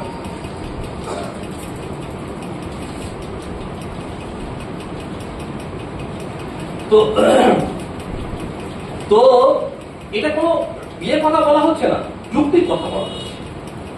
কথা হচ্ছে এই কি, যে ঠাকুর দেখালেন খ্রিস্ট ধর্ম, ইসলাম ধর্ম, হিন্দু ধর্মের যত রকমের, অ্যাকচুয়ালি হিন্দু ধর্ম বলে তো কিছু হয় না। হিন্দু ধর্ম একটা আমব্রেলা টার্ম। আমাদের যে অ্যাকচুয়ালি যে ধর্ম পথ অনুযায়ী, বৈষ্ণব ধর্ম, শৈব ধর্ম, শাক্ত ধর্ম, গণেশের উপাসক, গাণপত্য ধর্ম, সূর্যের উপাসক, সৌর, এই 5 রকমের পদ্ধতি হয়। ক্লিয়ার? এই ভারতবর্ষের মাটিতে এই 5 রকমের পদ্ধতি দেখা যায়। এটাকে ওই পার্সিয়ানরা বলতো হিন্দুস্তান, সিন্ধু স্থান থেকে হিন্দুস্তান বলতো, স্থান থেকে স্থান হয়ে গেল, সিন্ধু থেকে হিন্দু, হিন্দুস্তান, ভারতবর্ষকে ওরা বলতো এই কথা। ওই জন্য এখানকার ধর্মকে বলা হতো হিন্দু ধর্ম। কিন্তু হিন্দু ধর্ম বলে অ্যাকচুয়ালি কিছু হয় না। কেউ না কেউ শক্তির উপাসক, কারোর ইষ্ট কালী হতে পারে, দুর্গা হতে পারে, শক্তির উপাসক তিনি শাক্ত। কেউ শিবের উপাসনা করে, শিবের ইষ্ট মন্ত্র, তার তিনি শৈব। এই যেমন আমরা ছট পুজো দেখি না, ছট পুজো, ওরা সূর্যের উপাসক। সৌর, গণেশের উপাসক, মহারাষ্ট্রে বিরাট গণেশের উৎসব হয়, গাণপত্য। হিন্দু ধর্ম বলে অ্যাকচুয়ালি কিছু হয়। তো এই তিনি আবার নতুন করে সমস্তকে রিভ্যালিডেট করলেন। এইবারে একটি কথা যা করলেন কংক্রিট আমাদের জন্য কি রেখে দিলেন। আমি এই কথাটি বলি শেষ করবো, আমার সময়ও শেষ। এই কথাটি বলে শেষ করবো। একদিন তো সব আলোচনা করা যায় না, এক জীবনেও হয় না। দেখুন, ঠাকুর খুব ভালো করে জানতেন যে যে মা কালী আমার সঙ্গে সঙ্গে ঘুরে বেড়ায়, তাকে লাভ করা খুব কষ্ট। রামপ্রসাদ সারা জীবন সাধন ভজন মাকে গান গেয়ে এত প্রসন্ন করে দর্শন, ওই একবারই পেলেন যে যখন ওই তার মেয়ের রূপ ধরে, জগদীশ্বরীর রূপ ধরে এসে বেলা বাঁধার শরীরটা ধরিয়ে দিয়েছে। ধ্যানে দর্শন পেয়েছেন, ঠিক আছে, প্রত্যক্ষ ভাবে ওই রকম কমলাকান্ত ওই একবার দুবার। অ্যাকচুয়ালি যারা সিদ্ধ হন ওই একবার দুবারই তারা দর্শন পান। ওই জন্যে এই হচ্ছে যে ঠিক ঠিক ঈশ্বর জানিত মহাপুরুষদের কথা। এই নয় যে আপনি রোজ দর্শন পাবেন, অত ঠাকুর পরিষ্কার গোপালের মাকে বলে দিয়েছেন। গোপালের মায়ের যখন এই কামারহাটি যখন দর্শন বন্ধ হয়ে গেল, গোপালের কন্টিনিউয়াসলি দর্শন হতো, গোপালকে সর্বদা কোলে ঘুরে বেড়াচ্ছে, তার সঙ্গে কি অপূর্ব লীলা গোপালের মায়ের। হ্যাঁ, সবসময় গোপাল তার সঙ্গে, তিনি গিয়ে নারকোল পাতা কুড়ুচ্ছেন, রান্না করবেন বলে গোপাল তার সঙ্গে নারকোল পাতা কুড়ুচ্ছে, মানে যেমন ছোট ছেলে মায়ের সঙ্গে ঘুরে, মানে ওই রকম সবসময়। তো ঠাকুর বললেন, ও কলিকালে এত দর্শন হলে শরীর থাকে না। কিন্তু মুশকিল হচ্ছে একবার দর্শন পাওয়া যথেষ্ট, তাতেই সমস্ত শরীর মন মজে থাকবে। এই নয় যে আপনাকে রোজ দর্শন পেতে হবে, দরকার হয় না একবার। ওই জন্য মহাপুরুষ মহারাজের কাছে রবীন্দ্রসঙ্গীত একবার গাওয়া হচ্ছিল যে মাঝে মাঝে তব দেখা পাই, চিরদিন কেন পাই না। মহাপুরুষ মহারাজ বললেন, কাব্যি করলে কি হবে, একবার দেখলেই তাকে শরীর মন সারা জীবনের জন্য ভরে থাকবে। এরা জানে না এরা কাব্যি করে লিখেছে, ওরা তো ঈশ্বর জানিত পুরুষ নয়, যারা দেখেছেন তারা জানে। তো ঠাকুর জানেন এ হবে না জীবের ক্ষেত্রে সাধারণভাবে। তাহলে ঠাকুর টুকে চ্যালেঞ্জ যে আমি এই মা মহামায়া, যাকে এত সাধ্য সাধনা করে দর্শন লাভ করতে হয়, যে মহামায়া প্রত্যেকবার আমার সঙ্গে লীলা সঙ্গিনী হয়ে এসছে, সীতা রূপে লোক চক্ষুর অন্তরালে রয়ে গেছে, রাধা রূপে লোকের অন্তরালে রয়ে গেছে, মা বিষ্ণু প্রিয়া লোকের অন্তরালে রয়ে গেছে, এইবারে খেলার মাঠে নামাবো আমি। কিন্তু মুশকিলটা কোথায়? মহামায়া তো কারোর কথার বাধ্য নয়, তার সৃষ্টি। তাকে আপনি যদি বলে দেন যেটা করতে হবে তা হয়ে গেছে। মহামায়াকে এত সোজা? মাকে একমাত্র সন্তানের ওই আর্থি ভালোবাসা, ওই মা ডাক দিয়েই বোলাতে পারা যায়। তো সেটা ভোলানোর মতো ক্ষমতা ঠাকুরের ছিল। ঠাকুর মা মহামায়াকে মা করে ডেকে ভুলিয়ে দিয়েছিলেন। ওই রকম সন্তান তিনি হয়েছিলেন যে তার কথা মা মহামায়া ফেলতে পারতেন না। মাকে পুরো মজিয়ে দিয়েছিলেন একেবারে ঠাকুর। মা মহামায়াকে একেবারে পুরো মজিয়ে দিয়েছিলেন। আমরা দক্ষিণেশ্বরে দেখি নহবতের মায়ের আর 20 ফুট দূরে ঠাকুরের ঘর। ওই ঠাকুরের ঘরে সর্বদা হরিনাম সংকীর্তন হচ্ছে, নাচ গান কীর্তন হচ্ছে। ঠাকুর বিভোর হয়ে কীর্তনে বাদ্য জ্ঞান শূন্য হয়ে নাচছেন, আর কীর্তনের রোলে ঠাকুর বাড়ি ভেসে যাচ্ছে, কিন্তু মা তো বেরোতে পারছেন না। মা তো এমনি পর্দানসীন। আর মা মহামায়া, মা পরবর্তীকালেও যখন লোকচক্ষুর সামনে এসেছিলেন তখনও কিন্তু মায়ের সামনে সবসময় ফোনটা থাকতো। মা চক্র সবাইকে দেখা দিতেন না। এত সোজা নয়, এত সোজা নয়। মহামায়া একবার যদি দেখে ফেলে আপনাকে, তাহলে তো আপনার জীবন সার্থক হয়ে গেল। তো ওই রকম ঘটনা আছে। এক ভক্ত মাকে একবার ওই রকম প্রণাম করে মায়ের কাছে অনেক প্রার্থনা জানিয়েছিলেন, কিন্তু মায়ের মুখ তো ঘোমটায় ঢাকা থাকতো। মা ওই ঘোমটার ফাঁক দিয়ে মুখ কেউ দেখতে পেত না, মায়ের মুখ কোনো সন্তানই দেখতে পেত না। আপনারা ভাববেন না এত সহজ হলো, না না না, অত সোজা নয়। মায়ের মুখ দেখা এত সোজা ছিল না, মুখ ঘোমটা ঢাকা রাখতো। মা যাকে কৃপা করতেন সেই দেখতে পারত।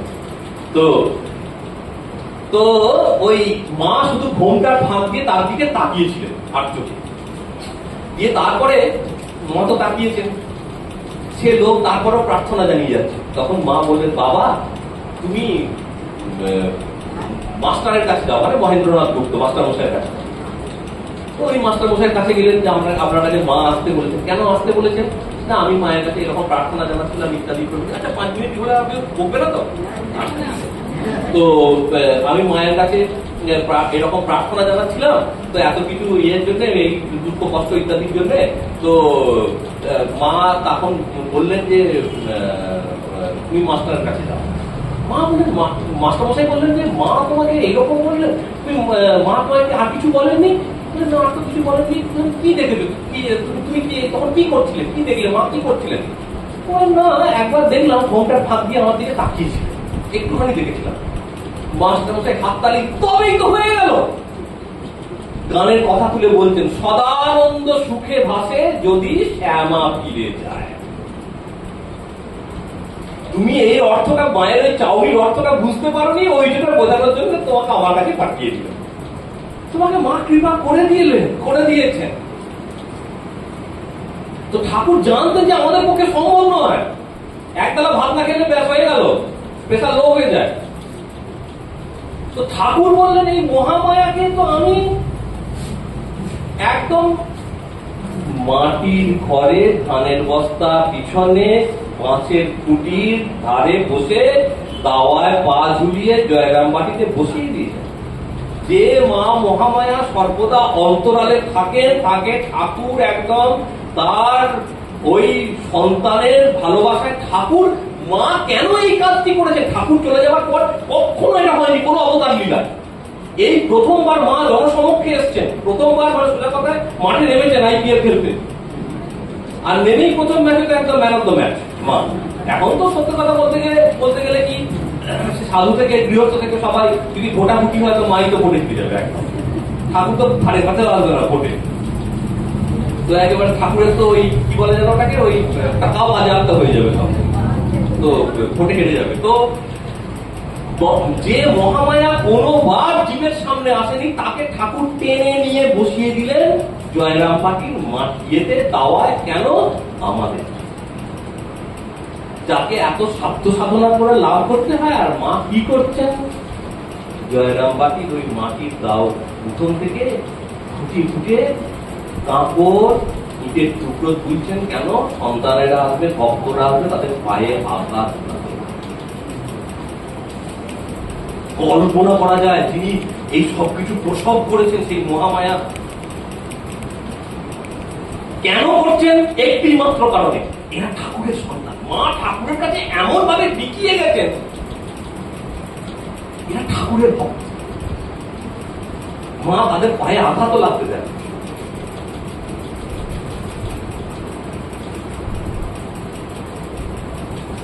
আমাদের একটি করণীয়, ঠাকুর মায়ের কিন্তু স্পষ্ট কথা, জেনে রাখবেন, লাস্ট একটা কথা বলে শেষ করে দেবো। মায়ের কিন্তু স্পষ্ট কথা, আমাদের আদর্শ কিন্তু ঠাকুর। মা গোয়ালপাড়ায় স্পষ্ট করে দিল,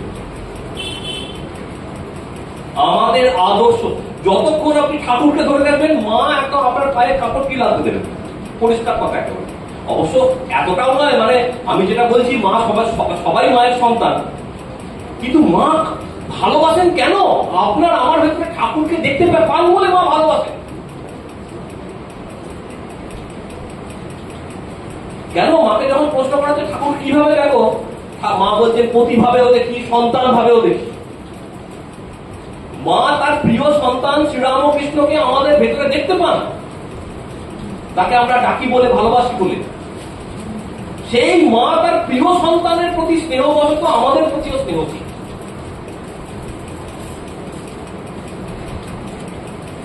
আমাদের প্রতিও তিনি স্নেহশীল। সুতরাং ঠাকুর আমাদের জীবনের আদর্শ।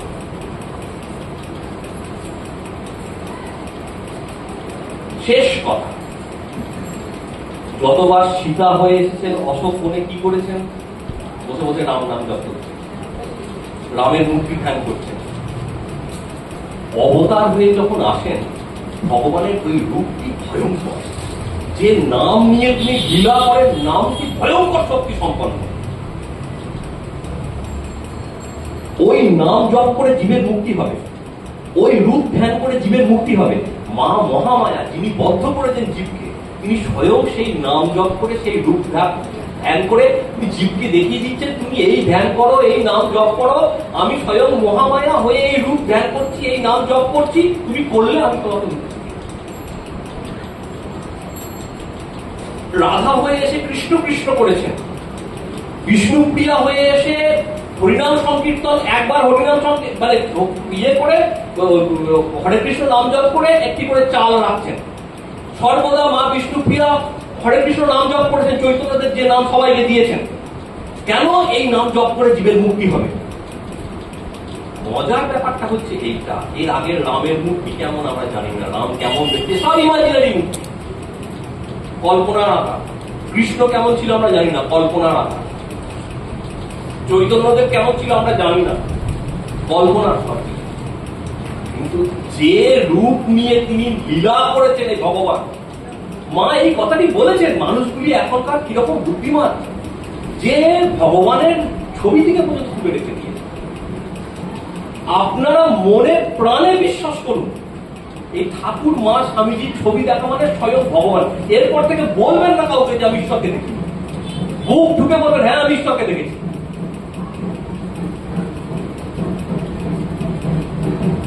এই ছবি সাধারণ ছবি নয়, এটা কোনো কল্পনা নয়। মা স্পষ্ট বলে ধরিয়ে দিয়ে গেছেন আমাদেরকে এই ইয়েতে, সূত্রটি ছায়া কায়া সমান। এই ছবি একদম ভগবানের ছবি, মা বলে দিয়ে গেছেন। মা কি দেখলেন? ঠাকুরের ছবি তো মা প্রথম পুজো করতেন, কল্পনা করে দেখুন। কেন? মান্যতা দিয়ে দিলেন, এই ছবি, এই রূপ যে ধ্যান করবে, যে পূজা করবে, সে আমার কৃপায় মুক্ত হয়ে যাবে। মহামায়া নীলাম্বর বাবুর বাগানে, শেষ কথা, পূর্ণ জ্যোৎস্নার রাত, পূর্ণিমার রাত, মা খাটে বসে আছেন, ঠাকুর এসে গঙ্গার জলে মিলিয়ে গেলেন। মনে আছে সেই দৃশ্য? মায়ের মায়ের যারা জীবন পড়েছে, কথা পড়েছে, তাদের হয়তো মনে রাখার কথা আছে। গঙ্গার জলে মিলিয়ে গেলেন ঠাকুর এসে, সিঁড়ি দিয়ে নেমে। এবং কোথা থেকে মা বলছেন, নরেন এসে দুপারে কাতারে কাতারে লোক দাঁড়িয়ে আছে, আর নরেন এসে জয়রাম কৃষ্ণ বলে সেই জল দুদিকে ছিটিয়ে দিচ্ছে, আর সব মুক্ত হয়ে চলে যাচ্ছে। মা মহামায়া এই ভীষণটি তার দর্শন হচ্ছে।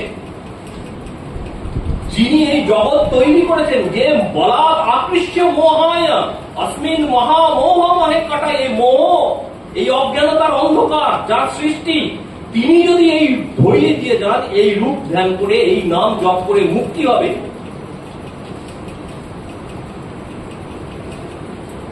তো সেটি অবশ্যম্ভাবী। এই আমাদের সম্পদ। এই আমাদের উত্তরাধিকার। সকলকে অনেক ধন্যবাদ, নমস্কার। ওম শান্তি শান্তি শান্তি। হরি ওম। শ্রীরাম।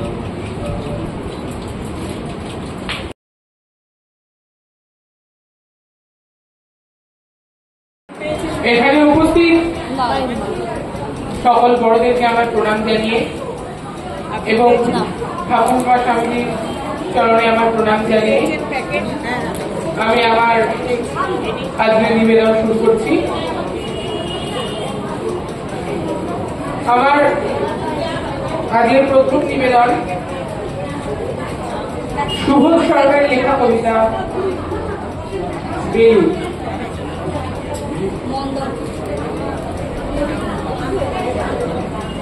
আমি একটা কোণায় দাঁড়িয়ে দেখছিলাম দুটি ছেলে গেরুয়া বসন পরে মন্দিরের সিঁড়ি মুছছিল। এত মন দিয়ে আমি কাউকে কখনো সিঁড়ি মুছতে দেখিনি, এত ভালোবাসা দিয়ে আমি কখনো কাউকে সিঁড়ি স্নেহ করতে দেখিনি। আমি কাউকে ধুলো তুলতে দেখিনি এত মন দিয়ে। সিঁড়ি নয়, যেন জননীর ত্বক থেকে ধুলো তুলছিল ছেলেটা। এভাবে কেউ সিঁড়ি থেকে ধুলো মুছতে পারে এ আমি কোথাও দেখিনি। শ্রীধরপ্রজ্ঞ মহারাজকে জিজ্ঞাসা করলাম, এই ছেলে দুটি কে? মহারাজ মৃদু হেসে উত্তর দিলেন, একজন নিউক্লিয়ার ফিজিসিস্ট আর অন্যজন IBM এর 6 লাখ টাকার চাকরি ছেড়ে এখানে এসেছে সিঁড়ি ধুতে। যে সিঁড়ি দিয়ে মানুষ ওপরে ওঠে তা যেন পরিষ্কার থাকে। মহারাজ চলে গেছেন। সন্ধ্যা নেমে আসছে গঙ্গায়, আমার ভেতরেও নাচছে সন্ধ্যা। সারা পৃথিবীতে এত সিঁড়ি, সিঁড়িতে সিঁড়িতে এত দাগ, এত ক্রোধ, এত অপমান।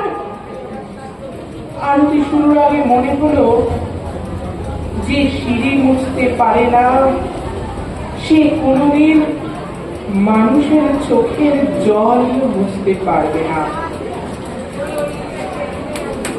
আমার এর পরবর্তী এবং দ্বিতীয় নিবেদন কবিগুরু রবীন্দ্রনাথ ঠাকুরের রথযাত্রা। আমরা এখানে উপস্থিত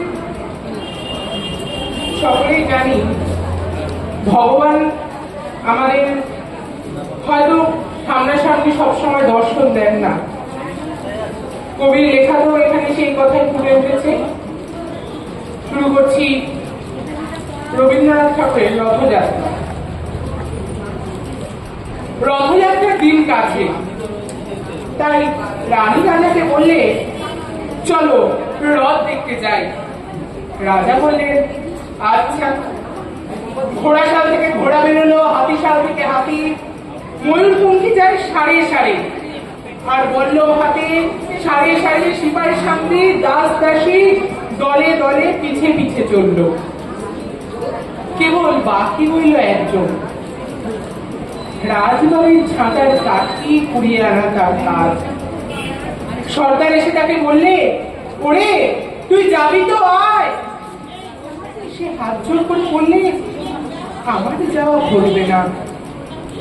রাজার কানে কথা উঠলো, সবাই সঙ্গে যায়, কেবল সেই দুঃখীটা যায় না। রাজা দয়া করে মন্ত্রীকে বললে, ওকেও ডেকে নিও। রাস্তার ধারে তার বাড়ি। হাতি যখন সেইখানে পৌঁছলো, মন্ত্রী তাকে ডেকে বললে, ওরে দুঃখী, ঠাকুর দেখতে চল। সে হাত জোর করে বলল, কত চলবো?